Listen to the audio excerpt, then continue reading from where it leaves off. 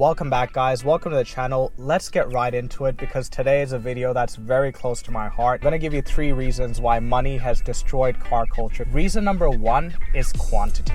Now guys, I'm 31. I remember coming back from school and waiting for that Top Gear episode to air, and that was the highlight of my week, right? I was watching 5th Gear, Evo Mag, Chris Harris on cars. Motor Trend was great. There were a lot of publications, even Car Buyer, right? The early days of Matt Watson, that was really fun. And what happened is that a lot of these car magazines and journalists and review platforms became so popular, they started putting a paywall up. A lot of them did it, and people were still hungry for a lot of content. So while these people were putting up paywalls, there was another type of enthusiast who was realizing that, wait a minute, I can review cars and I can start making money as well, right? This was around the time where YouTube started offering more monetization for a lot of these creators to come in and actually be able to earn money on the platform, right? So you had these creators, they started coming in, they started forming their own channels, and that was great news at the start for car enthusiasts, more content, right? I remember there was a time where I'd probably watched every single car video. I couldn't get enough. Whatever it was, I had consumed it. So it was great news initially. But what you have to realize is that Top Gear, 5th Gear, Evo, Motor Trend, a lot of these big organizations, when they get cars, they can review them with a level of neutrality, right? I'm not saying they're completely neutral. A lot of the smaller creators cannot, right? Imagine you're just starting off and you approach Honda or Toyota or BMW and you say, look, I've got a small YouTube channel. Could I borrow your cars? I want to review them. Well, if they give you that car, you're not going to get that car all of a sudden, start trashing it, start saying BMW is unreliable or Honda has this issues, whatever the case is. You're going to be pretty positive. That's just how marketing and these things work. So while we were getting a lot of content, we started getting a lot of content that was promotional. And then came the creators and influencers, right? People realized that they could get these really nice cars and base their entire YouTube channels around these cars, really nice exotic cars. And often these people didn't have the money to get these cars. They would put in a down payment and get them at these extravagant loans. And imagine you've got a Lamborghini and you're paying $3,000 a month on it, right? You might be paying $3,000 a month, but if YouTube is giving you $4,000, $4,500 a month, that's enough for you. You're getting $1,500 on top. You can pay off your car and keep the content game going. And that's what people did, guys.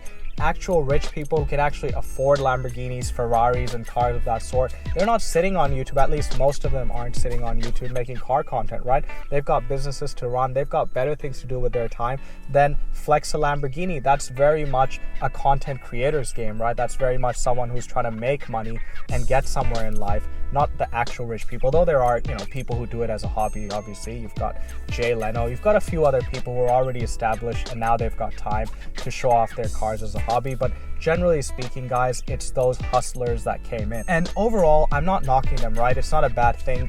If it's a business and it works and you're not harming anyone or anything, it makes sense. So I'm not knocking that. And I think, a lot of those people, what they did, it wasn't ingenuine or insidious. I'm just saying that it sort of contributed to the state of car culture today. And what happened as a result? Well, as I said, you took away the unbiased nature of car reviews. And I think car reviews, even in their prime time or at the best of time, were never unbiased, right? Whenever a business gives you a car to review, you're going to feel that pressure. So they were always under pressure, but when these new startups came in, I think the content became even more biased, where people weren't telling the regular audience of issues that are in these cars. There was a lot of hype. When you've got these people running Lamborghinis or exotic cars, people start getting hyped, right? They like these BMWs, and all of a sudden the love of cars goes away and everyone's looking towards that Lambo or that BMW M3, and no one's thinking about these regular cars. Civic Si. I don't even think GR Corollas or Civic Type Rs are regular cars these days, but the culture of driving slow car fast really went away, and all of a sudden every kid was aspiring to these high-end cars. The number 2 thing that really ruined car culture is short-form content. Now, a lot of people started realizing that not only can they make money from long-form content, they can make money from short-form content as well. People started going on Instagram, TikTok, Facebook, all these real platforms, posting 20, 30-second videos, and they were either directing their audiences from these platforms to their YouTube, or they were actually getting genuine sponsorships off Instagram or off TikTok, right? I'm on Instagram as well as TikTok. Instagram Motoring Fan is my handle, and I make car content there as well. And the issue that I noticed with short form form content is you invite a lot of people who aren't into cars and you give them these 20-second bits and they take away random information, right? For example, I made a video about how the C63 AMG is using a 4-cylinder M139 motor and I'm not happy about it, right? Now, someone might watch that content and think, oh, C63 AMG sucks because it uses a 4-cylinder motor. Well, no, that's not actually the point of my content. The point I'm trying to make is that it's not as if 4 cylinders are bad. It's the fact that they didn't put in the effort, right? The C63 was about the V8s, and all of a sudden they went to a 4-cylinder uninspired motor. It's not rallying, it's not doing anything. It's not doing anything race-worthy. It's just a cost-cutting efficiency move by Mercedes. That's what I'm disappointed in. The 4-cylinder motor is great. It's really fast. It beats, most cars out there. But people don't get those nuances when they watch short form. And that's what Money really was able to do, where it brought a lot of these people. And I'm saying that people aren't doing the wrong thing, right? I think most short form creators are trying to put out good content that captures views. Unfortunately, these 20-second, 15, 30-second reels, they allow a lot of people to have misinformation, right? You might not be wanting it to go that way, but that's how people view it. The number 3 way money ruined car culture is finance and instant gratification. Guys, I've always said on my channel that cash is king and you should only buy your cars in cash. Now, this is not financial advice, obviously. Do what's best for your situation, but I believe that for most of the people, cars should be purchased on cash. They're a depreciating liability. There's no point financing a car. But nowadays, it's fast fashion and gratification. People really want the newest, the nicest M3 or whatever it is, and they'll go out and take these extravagant car loans, own these amazing machines that are dream machines, right? For me, a BMW M3 or M5, that's kind of a dream machine that I think, for me to own that car, I have to have so much money and have made it in a really late stage of my life, Who knows if I'll even get there, right? And yet you've got these youngsters who are 21, 22, whatever the case is, and they're financing these cars. And they don't understand or appreciate the hard work and the sacrifices you have to make to get to a level where you can actually buy these cars on cash. And not only to buy these cars on cash, but to then be happy with the depreciation. Because just because you bought a car on cash doesn't mean, you're being financially smart.